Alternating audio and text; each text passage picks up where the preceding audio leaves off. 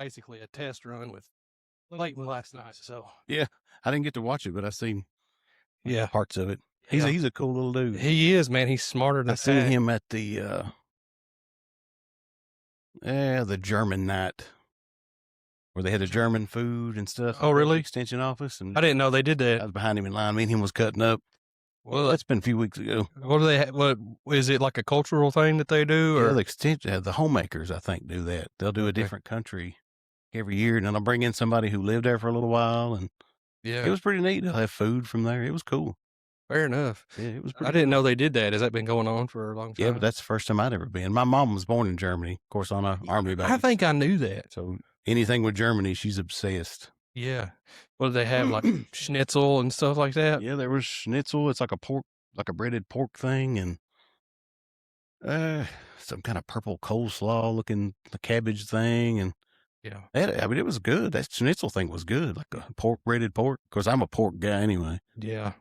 I like schnitzel. It's pretty good. But I'll start off. I want to make sure that I don't forget to give you. All right. Yes, this time. Ooh. Yeah. So welcome back for round 2. So fun. We had to do it again. Yeah, man. So I figured we could just kind of start with the campaign a little bit and what you're running for and why and stuff like that, and then we can get back to talking about just some of the other stuff we were talking about the last time. Yeah, we got off on all kinds of stuff. Didn't Yeah. we? It was fun. I had a good time. Yeah, I did too. So you're running for sheriff? Yeah, running for sheriff here in Monroe County. Election's coming up May 19th of this year, so we're, I guess, kind of in the home stretch. We're about to hit April tomorrow. It'll be here before you know it. Hey, you feeling any type of way about it? You feeling good about it, bad about it? There's no way of knowing. No way of knowing. I just put my nose down, do the best I can, just be me and roll with it, and what it'll be, you know, that's about the best way to be. Yeah, I'm not going to try not to, I know it's stressful. I try not to stress about it a whole lot, but it's stressful. I got no lies to tell. This is my first time running for anything, and it is stressful. Yeah, hectic is the word, I guess. Papa Carter, he used to go to, like, on election day, used to go down to the lake and sit on the houseboat and just just listen, think on the radio. You know, good idea. Yeah. So how long? When did you decide to, like, that you were going to throw your hat in this time? I know when we talked last time, you had made that decision to eventually do so after you came back from, was it Iraq?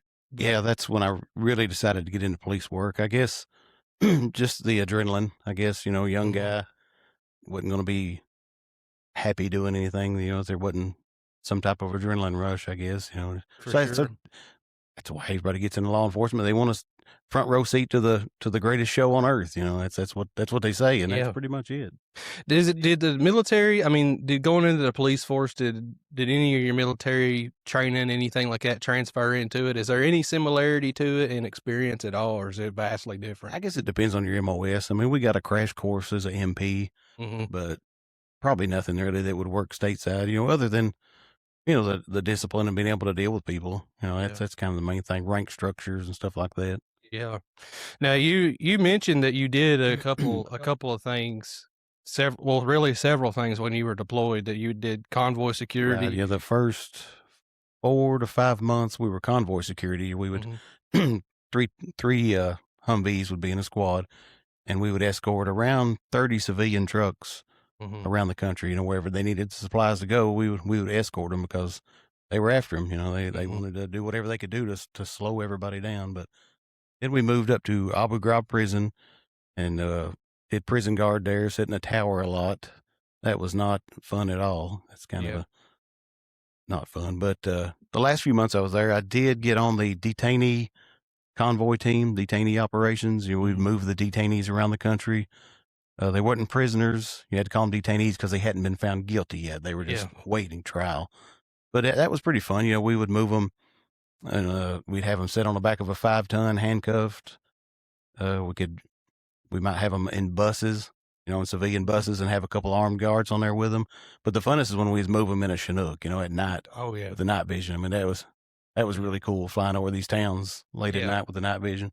That was one of the highlights of my of my deployment, as far as enjoyable experiences, was always on the fly. It's either on Helicopters. on I yeah. love helicopters, but it's probably one of the reasons I can't hear anything. Yeah. That and yeah. Oh yeah. I don't know. Were they strict with Air Pro with you guys? Like, did they make y'all wear Air Well, Pro? we had those 3M that had the big lawsuit, but Yeah. I'll be honest, I hardly ever wore it. It's just Yeah. it's just a guy thing. You ain't gonna wear your earplugs. Did a Chinook ever rock you to sleep? Because man, it would, like, if it, when they get going right before takeoff, you can feel it shaking and kind of rocking back and forth. Yeah, just a it's little like bit, an man. aluminum can. Yeah. Two big propellers on it, but Yeah. but no, I never got sleepy because we were always watching the detainees. Yeah. Fair enough. So we had to kind of keep an eye. We had them blindfolded, but we had to keep an eye on those guys to make sure they didn't try to get up and do anything silly.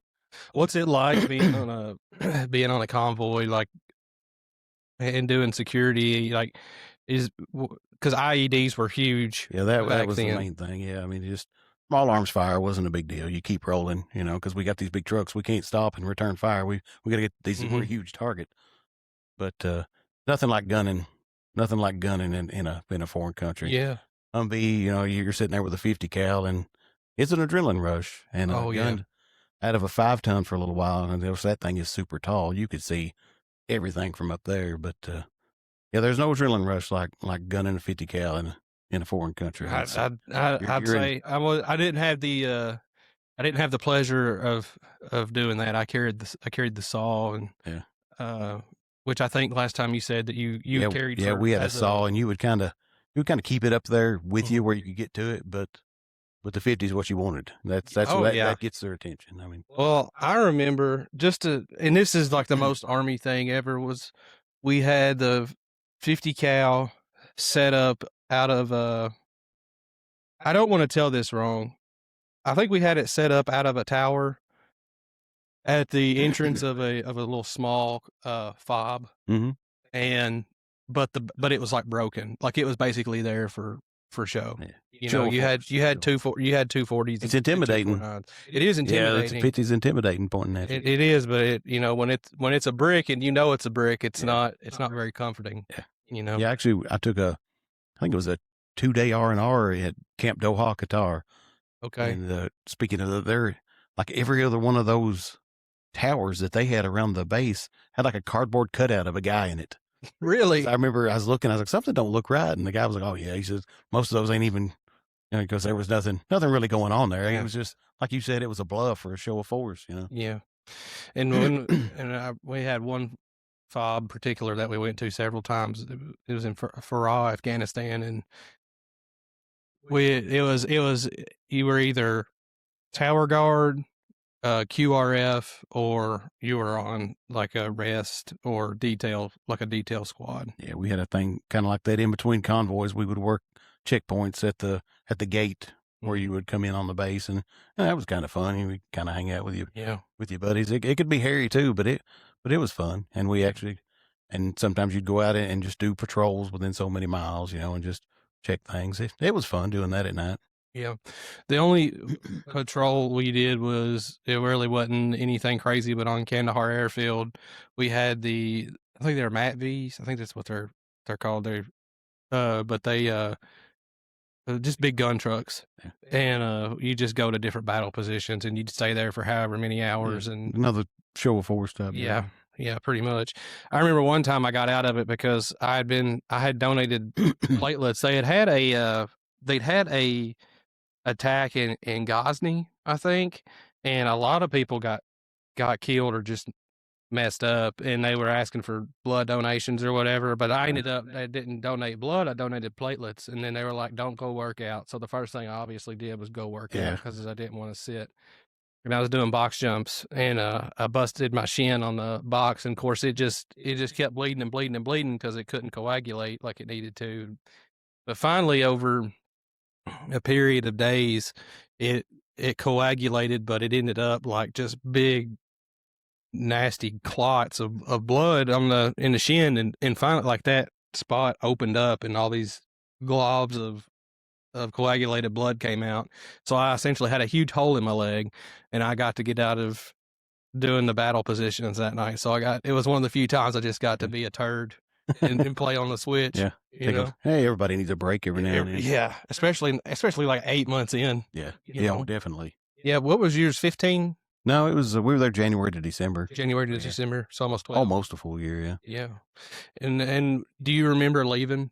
Oh yeah. Leaving home and going over there?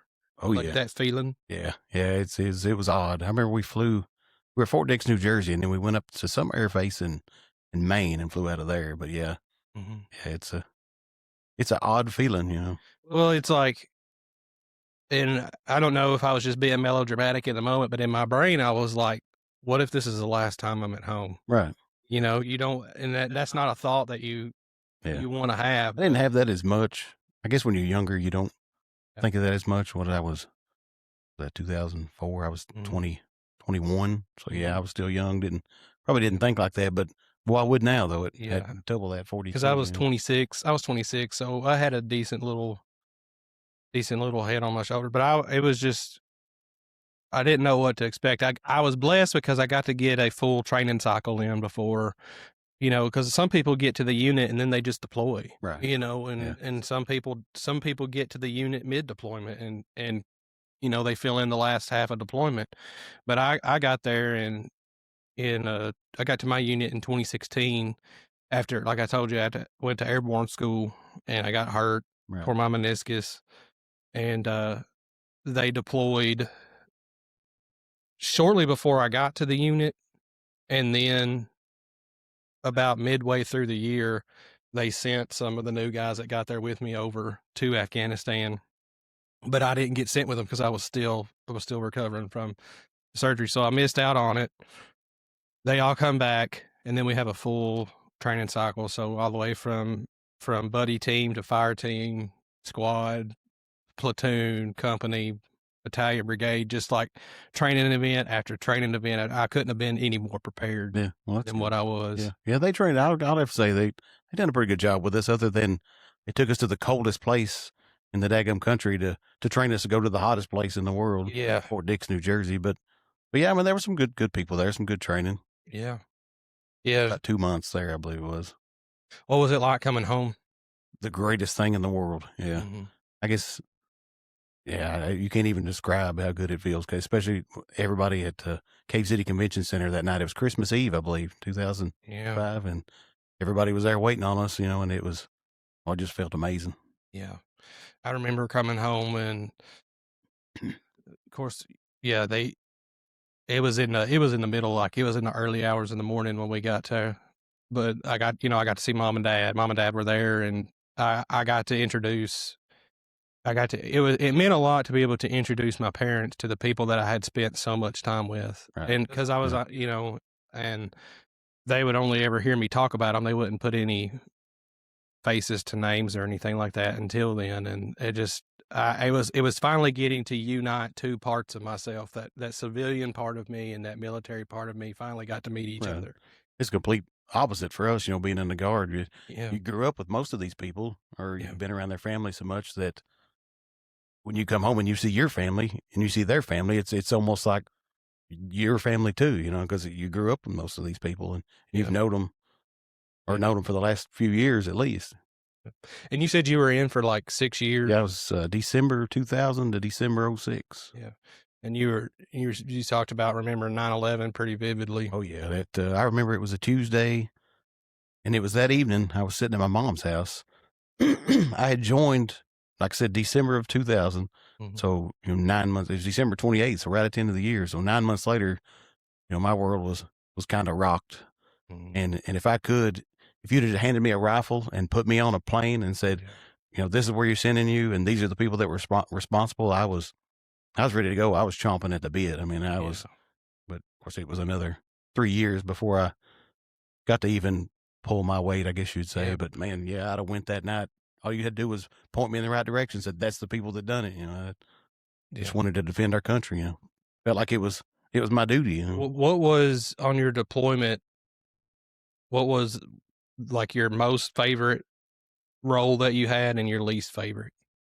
The most was probably after I was there a couple of months. They moved me up to a team leader, and I was still just a specialist. So, I mean, that was kind of kind of a big deal. My sergeant had some medical problems or something and had to come back home, or his ex-wife had some medical problems, and got to move up to a team leader and had a driver and had a gunner under me, and that was pretty cool. You know, I liked doing that, but I pretty much just sit in the passenger seat and run the radio and took care of everything. Yeah. But definitely the least was sitting in a tower at Abu Ghraib prison. That was not fun at all. That was some long days. It's awful. It was like, Yeah. I think we had 10-hour shifts, sometimes 12. And I mean, back then, I'm sure it didn't even, they probably did long. They could have done longer. I don't know. What was the longest shift that you had? I think we pulled 12s at Abu Ghraib. It's been so long, I don't remember, but I feel like there was just 2 shifts, 12 and 12. Yeah. I remember right. Yeah, and it's tough, man, because like the consequences of like falling asleep, it's like, yeah. it's just like you're done. Yeah, they would try to escape every once in a while because it was all outside, the tents and the wire and everything. There was a hard side, but it was for something different. But everybody we watched was outside, and yeah, they would try to escape. I think some actually succeeded. Yeah. Not on my watch. I'll throw that out to you. Yeah, not on your watch. That's all that It wasn't matters. me, but yeah, it happened. Yeah. And was it just, what's their prison? I mean, I just imagine this god awful facility, but It was just wire. It was just like the big tall wire fence, Yeah. and there were big tents. okay. They were in tents. It was. Now, were they all military prisoners, or was this like a civilian? Yeah, I prison think too? it was pretty much anybody that had been accused of any type of war crime. And like I said, they were waiting to go to trial. They were just detainees at the time. Yeah. And do you know like how long they would stay there? Oh Lord, I don't even know. Was it a fair and speedy process for them, or do you think that I didn't really keep up with any of them personally, but it seemed like it was the same ones there for a pretty good while. Yeah, I'd say so. So you get back, and how long are you back before you decide it's time to get out of the Guard? I got back in, well, like I said, December of 05, and I spent the next year. Actually, they give us like the first half of 06 off. We didn't have any drills or didn't have anything, so I probably didn't drill, but maybe 3 more times, and I think they were all just home drills before I got out in December of 06. Mm-hmm. Then went back to work, and we got home. I was actually working for the Monroe County Water District. They had held my job for me and everything, come back and fell in there. But after a few months, I don't know, I had the law enforcement bug. Yeah. I was still young, and I guess I wanted something a little more challenging, a little more exciting. Great people at the water district. I loved working there. Yeah. Had a good crew, but just wasn't what I wanted to do, I guess you'd say. It's hard to find anything similar to like the purpose and drive. There's just something about the military experience that you want to maintain, you want to keep, and it's hard to find anywhere else. And a lot of people think they want to go back, but when you stop and think about it, you don't want to go back to that. It's the friends that you miss. It's your brothers. Friends. That's who you miss. You can go back, but it's going to be all different people. It's not going to be, and it'd probably be okay, but it's the brothers that you miss, the ones that you deployed with and were in with so long. Yeah. And I sometimes, not that I'm going to re-enlist. I'm done. I'm done. But sometimes like I get to missing it, Yep. and I just like forcibly make myself remember that like all the crappy stuff that we did. Got to. Yeah. I'm glad I remember why I decided to get out. Yeah. I did 6 years, and I didn't want to stay in the full 20. I just felt like I had pulled my weight. I'd done my part. Somebody else's turn, kind of the way, I guess is the way I looked at it. Yeah.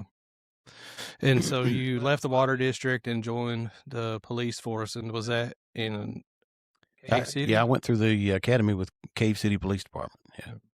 How long was the academy? I think it was 20 weeks back then. I'm not even sure what it is now. It's been so long ago. And what's it like compared to like basic training? It's nothing like basic training. It's more like, it's almost like going to college, except you have PT. Yeah. It's not, I mean, yeah, you've got discipline and they fuss at you if you do things wrong, of course, but you don't have people screaming at you, like you do in basic training or anything like that. Yeah. We have a really good academy in Kentucky. I mean, there's different countries and different states come and tour it all the time. We've got a good training facility. Yeah. And how long were you with the with the Cave City Police Department? I was there about a year before a buddy of mine kept telling me I need to come to Scottsville. He said, "You need to come work for Scottsville." And they did have really good benefits, and it was a little better pay, and it was hazardous duty pay where I was non-hazardous at Cave City. So ended up going there and worked for the city there for 4 years. And I was happy there. I liked Scottsville. It was a great place to work. But my third shift sergeant was Jeff Cook, and he actually won the sheriff's race. And me and him were pretty tight. And one night we was riding, and he was like, "Hey, won't you come work with me?" I was like, "Okay, I can't turn that down. Cook's awesome. I can't turn that down." Mm-hmm. And he ended up bringing me on as a sergeant there after just a little while, and was in charge of about I think I had about 9 deputies. There was 2 detectives, a few SROs, but yeah, it was a good time. We had a good time. Of course, there's all different people there now, Mm-hmm. but yeah, I What stayed made there. it? Stayed there almost 5 years. Yeah, and what made it? You said you was talking about hazardous duty pay. What made it hazardous? It's I mean, just obviously it's police. it's just a different state retirement. a They pay in more, and actually, okay. it's all different now. But back then, the hazardous duty retirement was 20 years. You did 20 years and you were out. Okay. So that's what everybody's wanting. I don't even know what it is now. It's 25. I You don't even talked know. about doing lake patrol. Is that right? Yeah, we would do lake patrol. That was nice. It kind of broke up the monotony. You could get out right around Bailey's Point and the tailwaters and the dam over there at Barron River, and cut up with the people camping and patrol the campgrounds. It was a good time. Kind of beautiful in the summertime. Beautiful scenery. Yeah. I enjoyed that. And you were there for 5 years. Said so. Where'd you go after that? Then we moved back to Tompkinsville. I come back to the city. We got a little homesick, I guess. Mm-hmm. Wanted to come back home, so come back to the city of Tompkinsville Police Department, and I think I spent about 4 years there. It was 14 to 18. When did you decide to open up the gun shop? Oh, that was November of 2015 is when I opened it. I was just something I always kind of wanted to do because guns are my thing. I've always loved guns. Just something I always wanted to do, and I thought, hey, I'll try it. So ended up purchasing the building there and going in, and the store does pretty good. I don't make I'm not a millionaire by no means, but I mean it does okay. Have a lot of people that come and hang out there, and we have a good time. Yeah.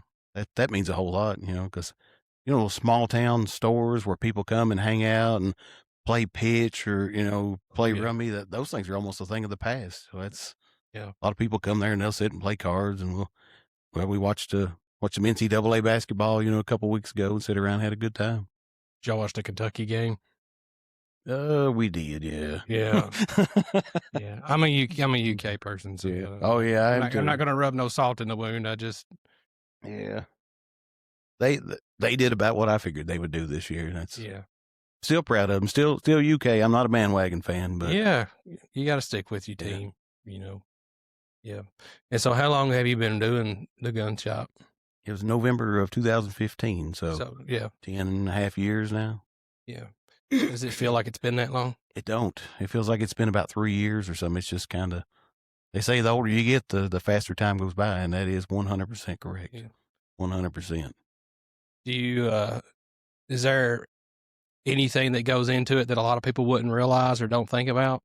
Because when I just picture a gun store owner just going in and sitting behind the counter and it's more of just waiting on people to come in. Yeah, I guess it's more of a pawn shop than a gun shop. It kind of started out as a gun shop, but then transitioned into pawn, and there's a lot of paperwork to it and a lot to keep up with, and send out messages, let people know that their payments due and stuff, and hopefully they come in and pay. But yeah, it's rewarding. People come in and they need a little help. You try to help them out.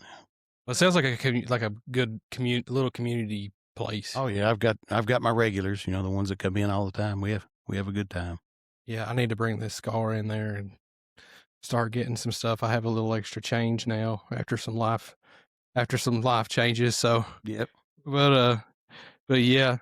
So you've been doing that, and you just decided most recently to throw your hat into this specific sheriff's race. What are some of the reasons that made you feel like this was the time to do that? Really, I guess Dad's health is kind of a lot of it, but I mean, we've talked about it off and on. I'd want to do it for a little while, and then I'd say no, I don't want to do it, and then I thought, hey, what have I got to lose? I'm gonna throw my hat in the ring. Yeah. If the people want me, I'll do my best. If they don't, I'll do my best anyway. Yeah. I'm just Chris. Yeah, sometimes there's not really like a perfect time, or like a light shining down from heaven. This is the time. Sometimes if you want to do something, you just got to do it. Right. Yeah, you can't be afraid to, I guess, just jump out and do something sometimes. Mm-hmm. Don't want to. I don't know. It's scary though. I ain't got no lies to tell. It's politics and all this stuff is, even for a small community, it's hectic and scary. But it's been a eye opener, I guess you would say. Is because Monroe County politics, like, I mean, I've talked to people that weren't from here that knew Monroe County politics was like a big thing. Is it still that way? Has it calmed down? No, it's nothing like it used to be. But I mean, it's still super hectic. But I'm sure it's that way anywhere. But no, we don't have. Yeah, it used to be crazy around here. We don't have nothing like it used to be. Yeah, I mean, I remember growing up with Pop Carter, and then Wendell, and like my family's been in and it was always a big ordeal, and I just knew it could get nasty at times, Yeah. But no, it's not been that bad as far as nastiness. No, everybody's been pretty good in all the races. I've not heard anything really. It's been pretty good. I'm pretty proud of everybody. Yeah, it does at least on social media, it seems tame. Yeah, I've seen some surrounding counties. People put some stuff on there talking bad about other candidates and stuff, but I don't care for that stuff. Yeah. Well, it seems like if you're going to people be nasty today, it would be on social media. And the fact I'm not seeing it tells me that it's probably not as anywhere near what it used to be. Right. Yeah. So how would you treat like your first day in office? What are some of the things that you feel like need to be addressed, like right out the gate? The first day, of course, you'd want to have a meeting with everybody. Yeah. And, it's kind of, I told somebody a while back, I don't have any plans of keeping anybody, getting rid of anybody, because as of right now, I don't know what I can do in there. I'm not the sheriff. I don't know what I can do. So have a meeting with everybody. And I mean, if you want to put everybody on a probation period or something, I don't see a problem with that. But that would be the main thing. Just kind of tell everybody what I expect and some of my plans, what I plan on doing, and get everybody on board and go from there. And hopefully find some people that are really good at writing grants. That's kind of a thing, because Monroe County, we don't have a lot of money to work with. Small county, not a lot of taxes to work with for the sheriff's department. It's kind of got to do with what you got. So if you can get some grants, kind of bring in some money. Where would you put it? What would you invest in with some grant money? The first thing, I'd love to get a grant for everybody to have a issued firearm, because right now everybody provides their own firearm, and I kind of feel like that could be a liability. For sure. Yeah. So I mean, everybody needs a department issued firearm. That's kind of to me, that would be one of the most important things right off the bat. Yeah. And is there any modernization that needs to go on? Oh yeah, definitely. I'm kind of old school, and I hate to say this, but you've got to have computers. Everybody needs their own computer now. Mm-hmm. Everything's online. Everything's on a computer. So yeah, I'm still kind of old school, and I don't like them, but you ain't got no choice. You've got to go with the times. For sure. Yeah. If you're not caught up, we've always, I felt like, been behind. And I think in some ways it's been good. Like Monroe County has held the line in some areas, and it's been good. And then at other times, I think the slowness, like in the modernization, there's no reason not to modernize a sheriff's department. Right. Yeah. You got to have the equipment to do what you want to get done. Mm-hmm. Just, thinking like we just got alcohol a couple of years ago. Yeah. It's not been that long. And that's still a sore subject with some people. It is a very sore subject. Both sides, yeah. Yeah. And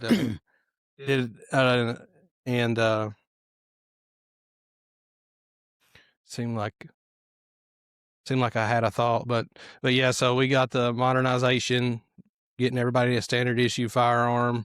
What about any, like, what's the retirement system? Is there retirement right now with the sheriff's department? Is that something that there is? But yeah, I like we were talking about hazardous duty. I would love to get that for the guys, because you get good equipment and you get hazardous duty retirement, get good benefits, you're going to have less turnover. That's just the way it is. The guys they want good equipment, they want good pay, they want good retirement, and you get somebody good, you want to keep them because, if you bring somebody on and you get them trained up and you buy their uniforms and you spend all this money on them and all this time and, 6 months later, boom, they jump to go somewhere where the grass is greener, which you can't blame somebody for bettering themselves. So you need to try to get what you can to keep them happy and keep them with you.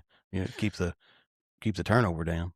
Do you feel like the changes that need to happen can be done in a single term, or do you think they need to be like multi-term, like over time? That one's hard to say. It's all a money thing. Yeah. If you can't find the grants, you've got to ask for the money. And like I said, a lot of times we don't have the funds to do what we want to do. Have to make do with what we got. But I'll sure try. I'm not scared to ask for something. The word no don't bother me. I'll ask. You tell me no, I'll come back and I'll ask again. You tell me no again. It doesn't bother me. Yeah.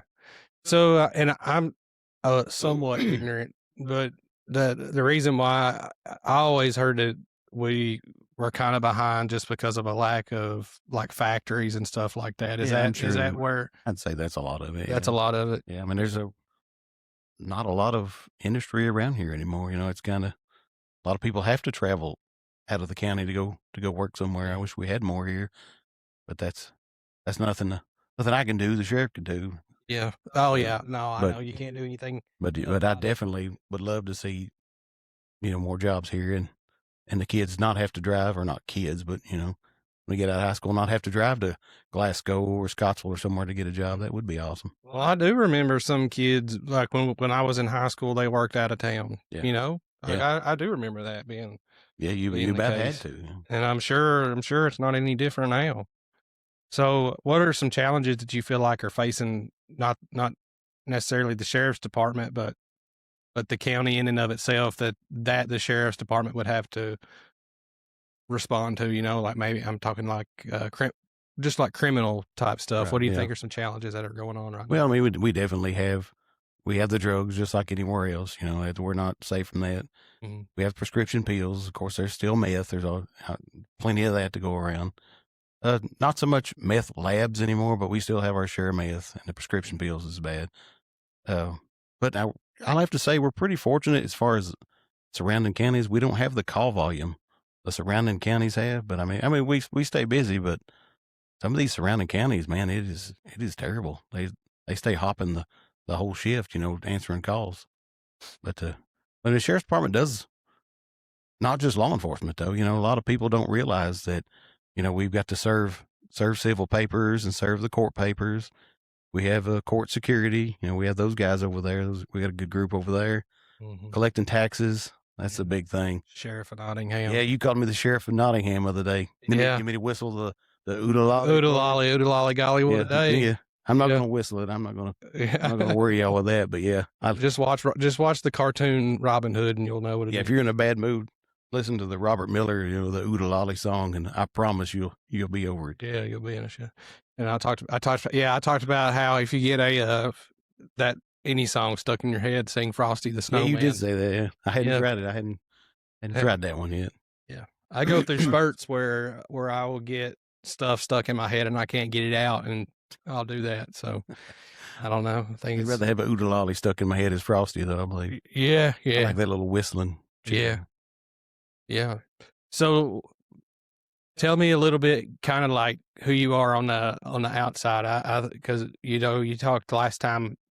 I'd like to revisit it if you want to about the scuba diving and stuff like that. Because I think that stuff is get me talking legitimate. Yeah, I ain't gonna lie. You get me talking about scuba diving, I'll be here all day. Yeah, let's go for it. That's my thing. Kind of got into that on vacation one time. There's a free trial. Scuba, wasn't free trial. Or no, I think it was a free trial. But anyway, my brother was like, "Hey, let's try this. I've always wanted to try it." And I'm like, "No, I'm here on vacation. That sounds like work. I want nothing to do with that. I want to relax." So he comes back again. He's like, "Let's do it. I want to go over and try that." And I'm like, "I don't know. That just don't sound like nothing I'd be interested in." I love the water. I swim like a fish. I've always been good in the water, but I didn't know about scuba diving. But anyway, he finally comes over and he's like, "Well, I'm going to do it. You can go with me or not." So I said, "Okay." So we go over and sign up. they gave us a little crash course and go in a swimming pool. It wasn't but like 4 foot deep or something, but you go underwater and if you've not scuba dived before, the first time you go underwater and you have a regulator in your mouth and you're breathing, your brain is telling you, hey, what are you doing? We're underwater. Why are you taking in a breath? It's trying to tell you to hold your breath, even though you got plenty to breathe. And it's like after about 5 or 10 seconds, you just have to tell your brain, hey, get on board. We're going to do this. And then once you're through that, it's just kind of second nature after that. I tell people I can breathe better underwater than I can above water. I love it. It's where I go to get away. It's my peacefulness, I guess you would say. You can't hear anything underwater except bubbles and buzzing of a boat every once in a while, but it's just peaceful. Yeah, you talking about that reminds me of airborne school just a little bit. Not that airborne school is in and of itself peaceful. It's the reward. Yeah, I didn't expect it to be super peaceful. It's the getting out of the plane and your chute opening up. Of course you got to adjust your helmet because mine always got knocked down over my face and I'd have to put it back on. But it would be peaceful and quiet up there. But it does not feel natural to jump out of an airplane. Oh no, I really respect those airborne troopers because I'm not a heights guy. I'm not jumping out of an airplane. I can't do it. I thought about that years ago and I was like, nope, not for me. I'll just leave that for somebody else. Yeah. But and they've explained it to me several times, and this is I think all military training is this way, but it's just you learn certain reactions and actions to take in certain situations so that you respond right, and it's the same every step that I remember. I'm sure I'll get eaten up by people that were like 82nd and stuff like that, but it seemed like every step that after you got on the plane was designed. Right. You're not like you're structured throughout the entire airplane ride and standing up and hooking up and all this stuff and going for it. And there's not a step that I took that was just my own free will and decision. It was it was like basically programming and make sure you do everything exactly right because you're fixing to jump out of an airplane. That's kind of a big deal. Yeah, and it's like you're watching your body hand off this cord, this the static line to the jump master, and you're like, dude, I'm getting ready to jump out of an airplane. But by the time you have that thought, you're out the door. And I've got like you and some friends that have done it, and they don't really call it like floating to the ground. It's more like a controlled fall. Oh yeah, yeah, that's what they say. It's pretty hard hit. First time, because I did 3 jumps that day. First jump, I came not entirely straight down, but straight down enough that I landed in a cannonball. And I smacked my tailbone on the ground. So that was like my third point of contact between my feet and my tailbone. And then, of course, I bruised my tailbone, but my adrenaline was like so high, I just didn't care. Right. And I packed my chute up, ran off the drop zone. I do not remember my second jump, which is not because I concussed myself or anything, but just because nothing happened. The third jump, I was the 9th man out of the plane, and it was at the end of the day, kind of like what it is right now. And there was no breeze, and I was the 9th man out. I don't think my chute opened up entirely as it was supposed to because I beat everybody to the ground, and I couldn't reach my risers to like. I don't think it's supposed. That's not supposed to be a race, is it? No, it's not at all. And I remember they called the instructors Sergeant Airbornes, and I remember there was a Sergeant Airborne on a megaphone, and he was like, "You need to grab your risers," and I'm screaming out like, "I'm trying," and he's like, "I know, I understand what you're trying to tell me." Yeah, and he's like, "It's too late to grab your risers. It's gonna hurt." And I was like, I don't know what to tell you. And I landed in a cannonball again, but this time both ankles and both knees popped. My right foot started tingling, and I just laid there. And I knew I was jacked up, but I didn't know what entirely was wrong. And I had the sergeant airborne that was on the megaphone came running over and was like, "Dude, are you good?" And I'm like, I do not think so. He's like, "You need to get up, or we're going to have to take you off the go off, and you're not going to be able to go tomorrow. You're not going to be able to graduate tomorrow. You'll have to get recycled or whatever." And I was like, I can't just get my bearings. He's like, "No, you have to get up." I was like, "Oh my gosh!" So I forced myself up, grabbed my chute, still ran off the drop zone. They checked on me after I got off the drop zone. I told them I was fine. I just got to get 2 more jumps in tomorrow, and I'll be good to go. And but I went to bed that night, and I got up in the night with like just the absolute worst ache and pain in my knee, and tried to get out of my rack. I just could not move. Like, it hurt so bad. Yeah, you just fell out of an airplane. Yeah, yeah.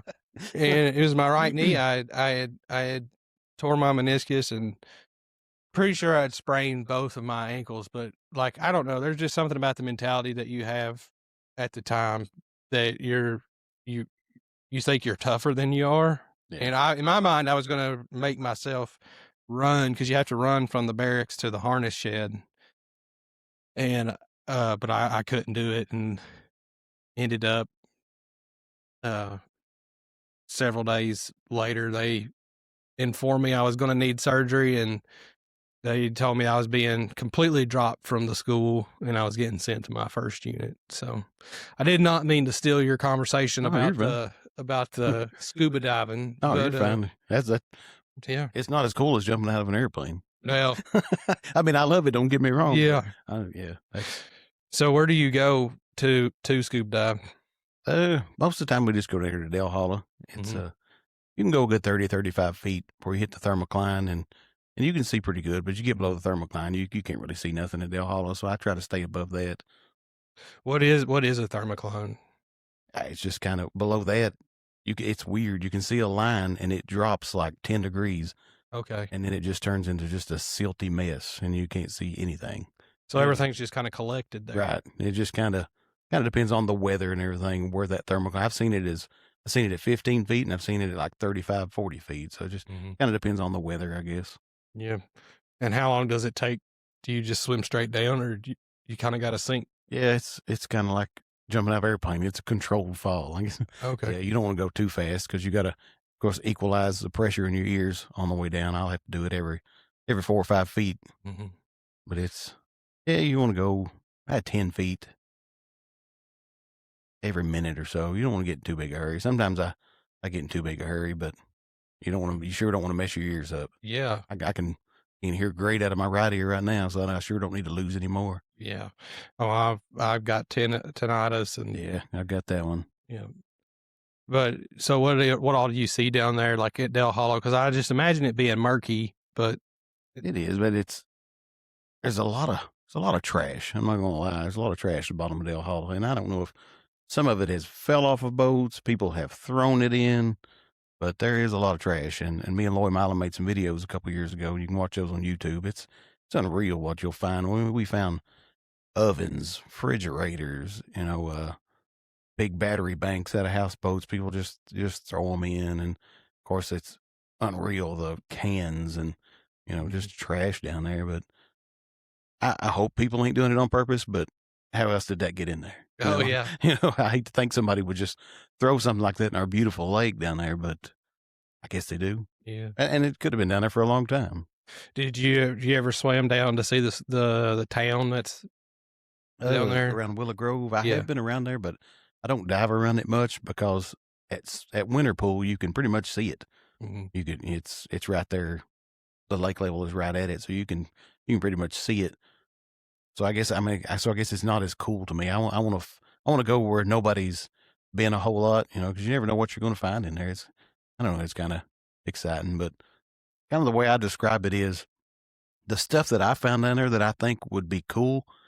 If you stepped out in your front yard right here and you seen it all in your yard, you'd be like, "Who threw all this trash in my yard?" And you'd be mad about it. Yeah. But since you find it, 20, 30, 40 feet deep in the lake, it's kind of cool. I don't know. It just adds a little to it, I guess. Yeah. What's the neatest thing that you got, or your favorite thing you've ever found? Oh, I try to go every year. At the mouth of Hendricks Creek, there's an old car, and there's not a lot left of it now. It's pretty much just a frame, a windshield. There's a little bit of the windshield frame, but the steering wheel is still sticking up. And I made a video of me, of course, sitting there goofing off, acting like I was driving it. But I don't know, it's just cool. And usually the time I go to it, it's 15 feet deep or something like that. If you go certain times in summer, it's 25 feet or so, and it's down there where you can't see good. But if you go a little later in the summer, yeah, you can see it good. It's pretty neat. I'm ignorant. So what causes it to rise up? Just like rivers and streams flowing into it, or they're constantly changing it. Changing that at the dam. the dam. Yeah. Okay. Yeah. And it could be a drought. May have been drought for a little while, or we may got a lot of rain. Yeah. But yeah. That makes sense too. I imagine though, if you were to go like after a major rain, it would just be like it can muddy. be very murky and muddy where you can't see. It's not super enjoyable if you can't see. Yeah. But if you find those spots that are really rocky, not a lot of mud on the bottom, you'll have some good visibility down there. Yeah. At Dale Hollow. But if you get in the muddy spots and it's been churned up, yeah, you're wasting your time. Yeah. You ever go to the city lake here? No, I've never dove City Lake. It's not super clear. I don't know. Yeah. How it would be. I'd have to, Richard and Ricky Jackson. I know they've dove there when we had trouble with drought years ago. Mm-hmm. I'm not sure what the visibility is in City Lake. Yeah, I didn't know if it would even be worth it, but I guess you'd probably have to get permission to do it or something. I don't think you're supposed to be in the City Lake. I guess not. Yeah, I remember we used to have a paddle boat, and me and Dad used to go take the paddle boat out on the city lake and go fishing and stuff like that, or just have birthday party at the park and stuff like that. We have a beautiful park. City Lake is, or Veterans Park. I'm sorry, I still call it City Park, but Veterans Park. It's beautiful. It'll always be City Park. Yeah, just in my brain. Yeah, but somebody said that one of the shelters had gotten destroyed. Is that right? Not that I'm Are both shelters still up? As far as I know, they are. Okay, because I'm sure. I told, because they were talking about it, and I was like, I don't think that's the case, but I just curious. Yeah. But back to the lake. Anything that you found and brought back with you that's your absolute favorite? About the only thing that I guess I've kind of kept is I have it's probably like a 2 foot tall glass boot. It's like a glass that you drink out of, and it's a boot. I'm sure somebody was partying with it or something on a boat or houseboat and dropped it, but I found it, and when I come up on it, because I always keep a stick. Like I won't just reach out and grab something first. I'll take my stick and poke at it. I guess it's just paranoid, but I thought it was like a prosthetic leg because it was real brown and dirty looking, and I took my stick and tapped it, and I was like, well, that sounds like glass. And I dug it out of the muck, and it's kind of cool. I've got it at the store. I cleaned it up, took some steel wool and cleaned it up, and it's not worth anything, but to me, it's cool. I guess that's all that matters.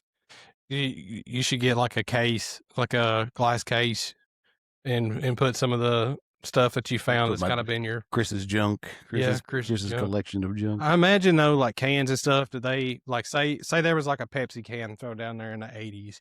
Would it like? It probably wouldn't even be recognizable, would it? Yeah. Or would it still? Would they still have their logo and stuff on them? Yeah, you can see some old oil cans and old cans like that in there once in a while, because I don't think they'll rust. Of course, back then I guess they were steel; they wasn't aluminum, and they won't really rust underwater. There's got to be oxygen for things to rust. So yeah, there's still some, but a lot of times they get covered in the muck, where the ground's constantly moving down there, and there's no telling what's under that. See, that would be what I would like to see, is just like old, I don't know, like old cans and things. And it sounds weird to say that, like why would I care about that? But like I want like a like I remember when Cherry Coke used to have like cherries on the design, like all around it. And I want one of those. Yeah. But I'll see if I can find you one. Yeah, if you do, I'd gladly pay you for it. So one thing we didn't talk about last time though is just kind of like, your stance on certain things, and I don't want to put you too on the spot or anything uncomfortable, but like, like, are you a big Second Amendment person? Oh yeah, definitely. Of course, it's obvious. I'm a gun guy, and I feel like if you are legally able to own a gun, then yeah, you should be packing it. But you need to have some training with it also. You know, you can't just grab a gun. Hey, I'm going to pack this gun. I feel like you should be trained with it. You Yeah. know, at least have shot it. You know Yeah. that be safe with it anyway. Could the sheriff's department put on trainings? You know, I have thought about that. I don't know what the liability would that be. But yeah, I have thought about that. Doing like a training for, let's say, at your church, you wanted to designate 3 people to be your security at your church. Yeah. Bring them in. I couldn't say that we could train them because of liability, but we could give you a crash course if you had any questions. I know a couple of guys who are really good firearms instructors. Mhm. And have a little scenario or just run them through the same training that we go through, the same qualification. I wouldn't see nothing wrong with that. Yeah, and I think today the reason why I asked that is just there just seems to be like a rise in the need of a firearm, like an armed response Right. to certain things, and I think churches are. I think churches. This is kind of getting dark, but I think churches are a target and things like that. And then I just worry about things like with the stuff going in Iran right now, because like right after we started Operation Epic Fury, there was like a series of different little terrorist attacks and stuff like that. And I feel like we're really lucky to where we live here. I feel like this is this would be one of the last holdouts, I think, as far as the country conservative, I guess is conservatives and pro gun. I feel like this would be this in West Virginia, this area. Yeah. But there are evil people out there. There are. Yeah. I mean, if you've ever been away from here, there are people out there that are just evil. They're just mean. And I just always think, like, it seems like people will say things like, we never imagined this would happen here. And this seems like the place to say, well, we never imagined this would happen here. You know what I'm saying? But no, I do think we're in a good little bubble and safe, but I do think that it's worth having that training and that know-how. Yeah. So what's your kind of go-to for firearms? As far as concealed carry? Sure. Concealed carry, rifle.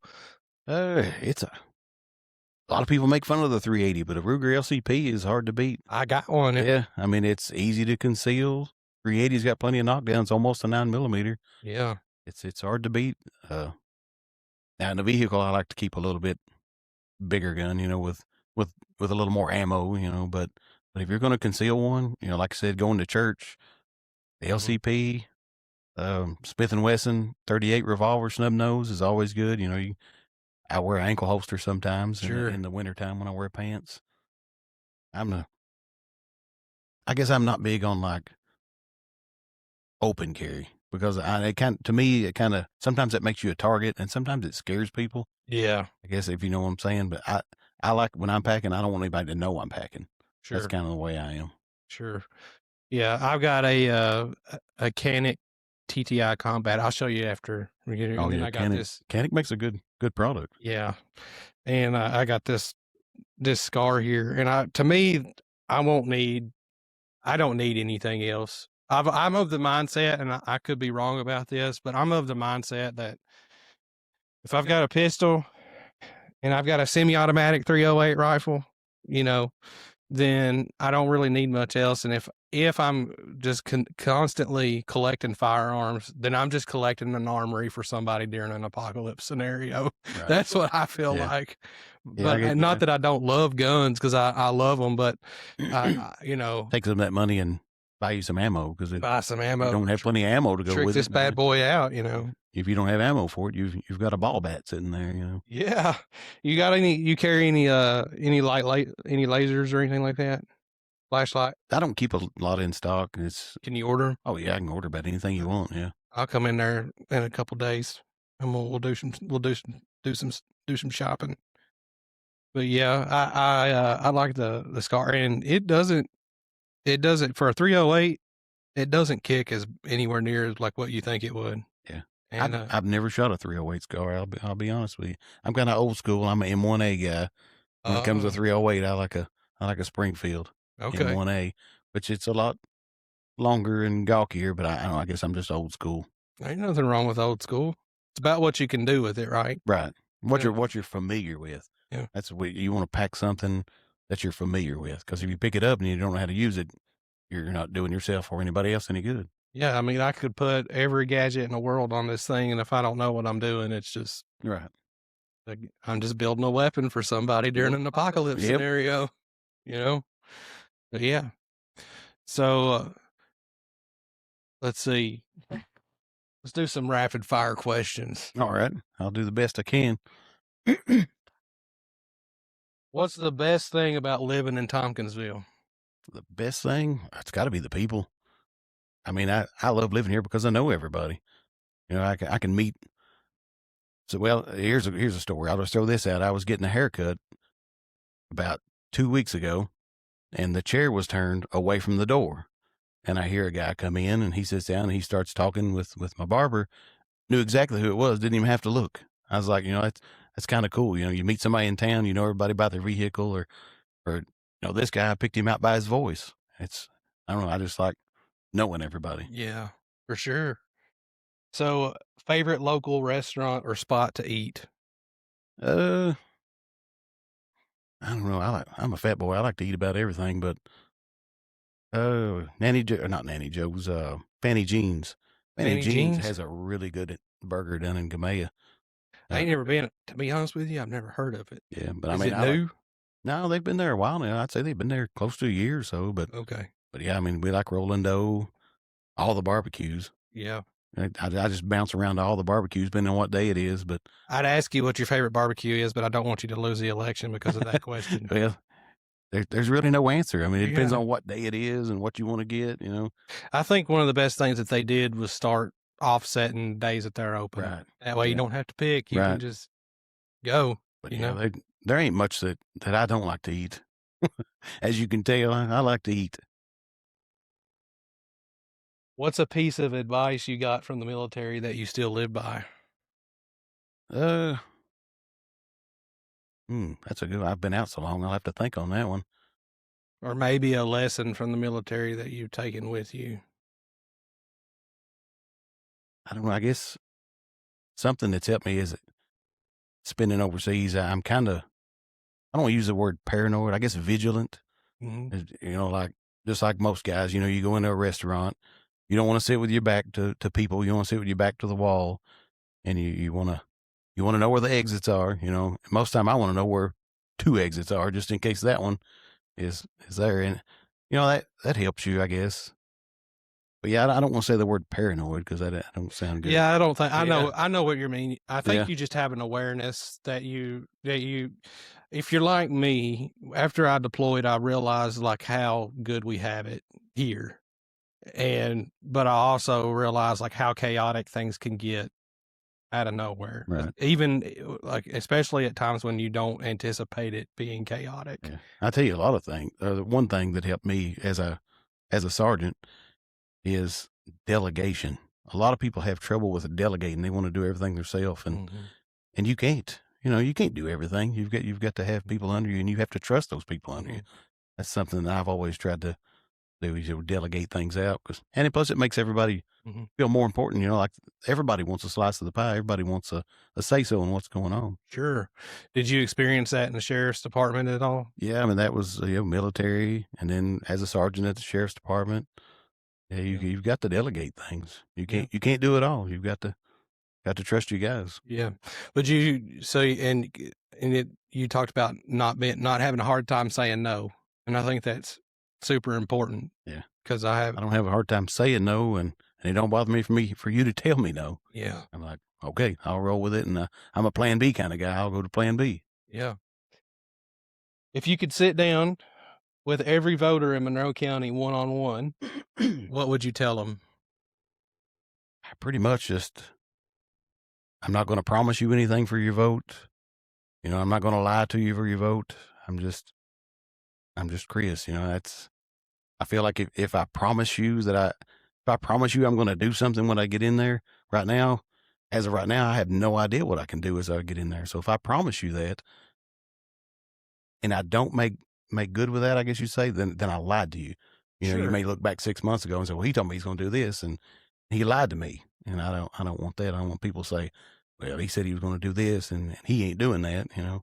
So, I mean, the only thing I can promise you is if you want me in there, I promise I'll do my best, you know. Yeah. I'll do my best for the county. Where can people find you, follow the campaign, or reach out? Most of the time, you can find me at Sargent's Trading Post, Yeah. 110 West 1st Street, most of the time. And most of the county has my number, I've learned in the last little bit. So I don't care. Anybody want to reach out to me anytime on Facebook or Messenger. You got any questions? I don't care a bit. I'm an open book. I'll tell you what I think. Fair enough, man. Well, Chris, it's been a pleasure to have you out, and I appreciate you making a second trip after I botched. Well, we had a good time though. We've had 2 good times now. We have. Yeah, it's fun. Yeah, I've never done one of these until the other day, and I had no idea what to expect because I hadn't really even watched a whole lot of them. But yeah, heck, this is fun. I think it's fun too. Yeah. I really enjoy it, and it's hard. It's one of those things that I love doing, and if I could make a living off this, which I can't, but if I could make a living off of it, I would. Yeah, you know, there's a lot of people that do. You know? Yeah, Nothing. maybe I'll get big enough one day. You never know where Average Joseph podcast will be in 10 years or so. Well, maybe they'll see me on here and it'll just, you'll explode, I guess. Yeah, I think so. That's really what it is. I just wanted the views. Yeah, I doubt it. I'm probably not going to help your views. Oh yeah, you will. Don't you worry about it at all. But man, I appreciate you coming out, and appreciate you having me. This is neat. Yeah, and I'll get you back on here one day. One day we need to go shoot this scar, and I need to bring it down there and show it off to you. Yeah, maybe we'll get on here and tell some crazy stories. Tell some crazy stories, some military stories sometime. Absolutely. I've got several of them. Yeah. So, all right, man. Let's get you out of here and back to your family, okay? Right. Thank you, sir. All right.